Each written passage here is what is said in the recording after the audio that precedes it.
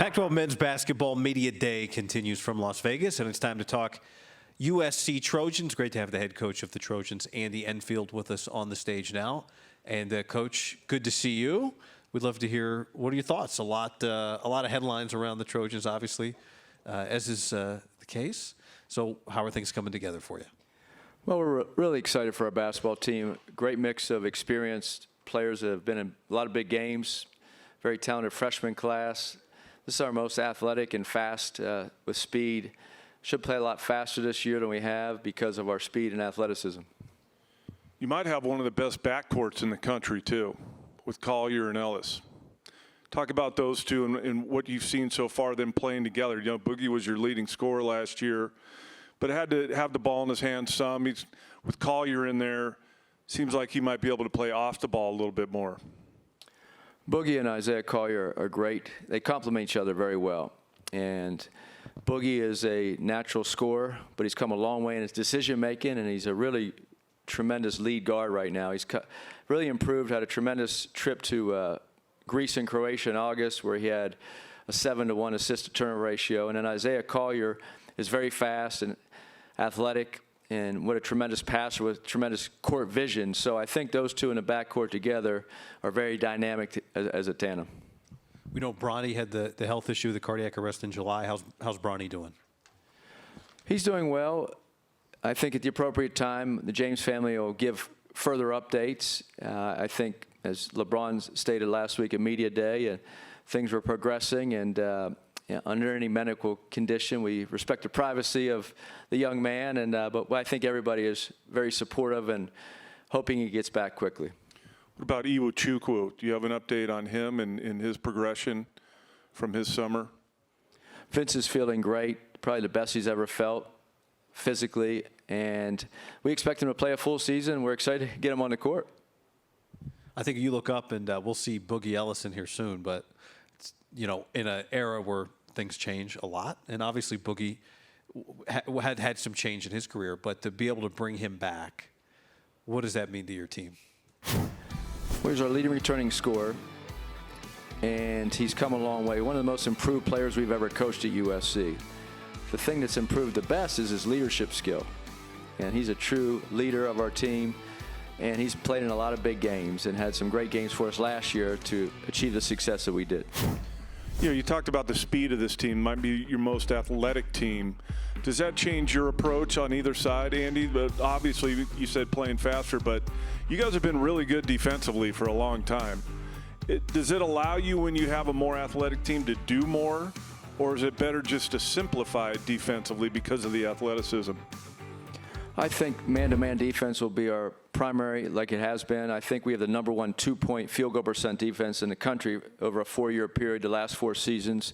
So our players know that stat. They have a lot to live up to. Every day in practice, we remind them that defense helps us win games. The nights that you shoot 35% from the field, you still have to have a chance to win, and you do that by defending. Everybody knows that if they don't play hard on that side of the ball, they come out of the game, and they might not go back in for a while. So we've had tremendous buy-in defensively over the years. We recruit size and length and shot blocking, and our wings are big, and we're athletic. So I think we can play a multiple of defenses. We can press a little bit. And our 2-3 zone that's been very effective for us in the past. Could be very effective if our guys get to know the bumps and the defensive philosophy of a zone. But at the end of the day, our man has to be the go-to. Kobe Johnson's proven himself as one of the best defenders in this league. He's here, so we'll hear from him as well. But what have you seen in his game from last season to this, you think? Well, Kobe, to me, is the best defensive player in our league and possibly the United States. He's 6'6". He anticipates tremendously. Evan Mobley and DeAnthony Melton, who are both in the NBA right now, were our 2 best defenders. And Jordan McLaughlin was pretty good, too, and he's in the league. So, but Kobe has that unusual ability to anticipate. He can gamble but still be in position to recover at the same time. He gets a lot of deflections, a lot of steals, and he can guard big or small. So it's fun to watch him, and our players know that when he's guarding them in practice, it might be a long day. And you got big Joshua Morgan back, too. How much of a luxury is that to have his rim protection again this year? You talk about the 2-point defense. That's a big reason why you guys challenge everything with your length. But to have that backline rim protector makes your defense even that much better. Yeah, Joshua led the league in block shots last year. I think he was top 5 or 6 in the country. And combining Josh with Vincent Uwachukwu when Vince gets back, and our other big guys like Johnny Wright and Arrington Page, we have a lot of size and athleticism. So we're looking forward to playing big, playing small.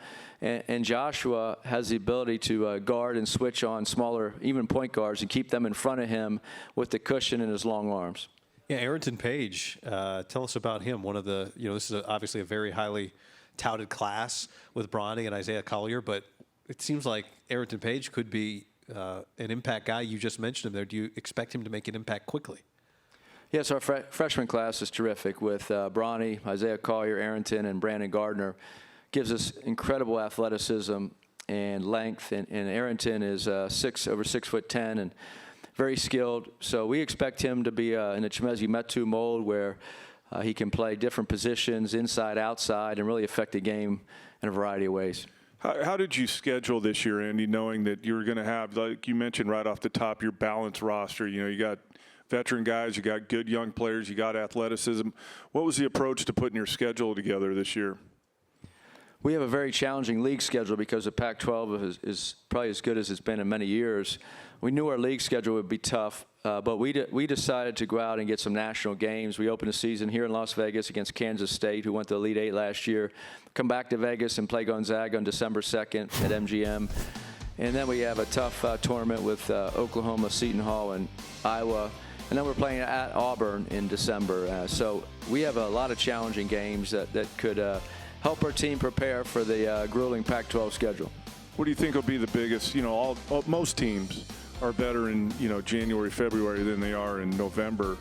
But what do you think? What area do you think that will be for you guys? If you are better in something January, February, what area would that be? I think defensively we'll improve because with guys being out and not having the foreign tour, some of our key guys. Once we get them in and get some experience, our 4 freshmen get some experience, I think it'll really help our overall depth. And I think we'll be a deeper team come January and February. DJ Rodman was a guy that played well against you last year. Obviously, in the Pac-12, we've all seen him. He transfers in from Washington State, was one of the best players in the league defensively, really improved his three-point shot, was a winning player on the road. Like all these things, at the second he went to USC, I think it got everybody's attention. So how does he fit in, and what do you expect from DJ Rodman this year? Well, DJ's a great fit for our team. He has no ego. He just wants to win. He does a lot of winning things. As you mentioned, he had over 30 charges on the defensive end last season. And he's not the rim protector as the guys so he's a great complement as a position defender. He's very skilled offensively, very smart player. And he can play with other good players. And I think he's just a tremendous asset to our team. Well, do you have some done? Nope. Okay. Well, I think, as a guy who played in this league, when you look around this league, we saw Lazar Stefanovic in here with UCLA. He just played at Utah. We saw Pelle Larsson, go to Arizona. Is it in any way when you're coaching last year, the year before, you watching guys going, is this a guy that could help us in the future? When you're playing non-conference games, are you thinking that? Do you have to think that way differently versus, the way you coached and scouted kind of college basketball in years past? Well, the transfer portal has certainly changed the game as far as recruiting goes. We try to develop freshmen and keep them in our program. We took one transfer this year, none last year, and only 1 year before. When Taj Edey left, Boogie Ellis came. So we do it a little differently at USC. We try to stay out of the transfer portal if we have to. Go then we'll, out of need, we will then. DJ was a need for us. We needed that position and that type of player. We assumed he would stay at Washington State. He's had a great career there. But then things change, so we don't really think about that as we're going through a season. We respect other talented players and other teams, and when we played against a guy like DJ at Washington State for 4 years, we knew he was a very good player, and it was fun to watch his development because he's from California, and he's just such a great young man, and so we appreciated the fact that he improved there. But once he did put his name in the portal, then of course we called him. Listening to you talk, Andy, it seems like, and for years it seemed like you had Okongwu and then the Mobley brothers. You were always big in playing through the bigs. And now it's different. I mentioned off the top you might have the best backcourt in the country. How does that change, how you look at it and how you're going to approach the offensive end when you have maybe not the scoring bigs, you have the defensive bigs, but now your real punch comes from the backcourt. We played 4 guards last year. This year we have the option to play 2 bigs. We could put Vince out there with Josh and Kijani and AP, or we could go 4 guards. And so it gives us versatility. When we had the bigger guys, sometimes you have to slow your tempo down to get them the ball in a low post. And people say, well, your tempo changes. Well, yeah, we try to get the ball to our best players and our leading scorers. So when you have Onyeka Okongwu and Isaiah Mobley, Evan Mobley, even Chavez Goodwin could score with his back to the basket. Nick Rakosic, we've had a lot of good big men. Shemezi Metu's in the NBA. So you have, and our philosophy is offensively, we change it every year and tweak it based on our personnel. We have really fast guards. We have a lot of shooting. We have creativity in our backcourt. So we'll probably use that dynamic playmaking to our strengths, hopefully. Coach, we're going to bring in Boogie Ellis and Kobe Johnson now, and we'll say thank you to you. We appreciate your time. Good luck this year. Thank you. Thanks, Andy.